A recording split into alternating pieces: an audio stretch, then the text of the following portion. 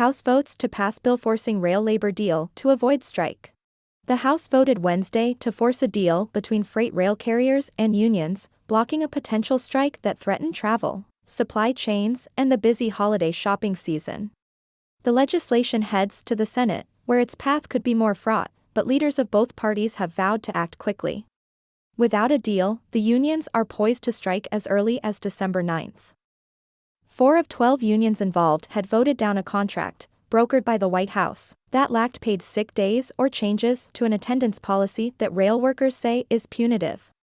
A shutdown of the nation's railway systems could cost the economy as much as $2 billion a day, according to the rail carriers' trade group. The House voted 290 to 137, with bipartisan support, on the bill that would force the rail deal that was brokered by the White House. But the chamber also narrowly approved a separate version of the rail deal, 221 to 207, to give rail workers 7 paid sick days, a move that liberal Democrats in the House, as well as Senator Bernie Sanders, independent Vermont, have pushed for. Today we are here to safeguard the financial security of America's families, to protect the American economy as it continues to recover and avert a devastating nationwide rail shutdown, House Speaker Nancy Pelosi, Democrat California, said at the start of the floor debate. Both bills head to the Senate, but timing on the votes there is uncertain. Shortly after the House action, President Biden urged the Senate to act quickly to avert a rail strike.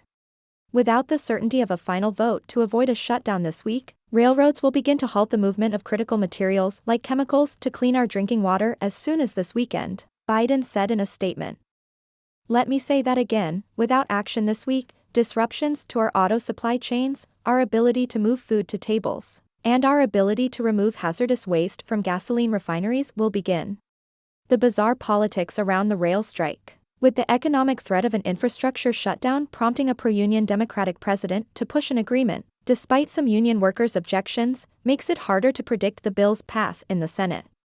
Several liberal senators, including Sanders and Elizabeth Warren, Democrat Massachusetts, were pressing to adopt the version of the agreement that included paid sick days, while moderate Senator Joe Manchin III, Democrat West Virginia, said he was undecided on whether he'd vote to add the sick days. Labor Secretary Marty Walsh and Transportation Secretary Pete Buttigieg are expected to talk with Democrats about the agreement on Thursday. On the Republican side, at least one senator, Josh Hawley of Missouri, said he would only favor an agreement that included sick days. I will absolutely not support it without some sick leave, he said.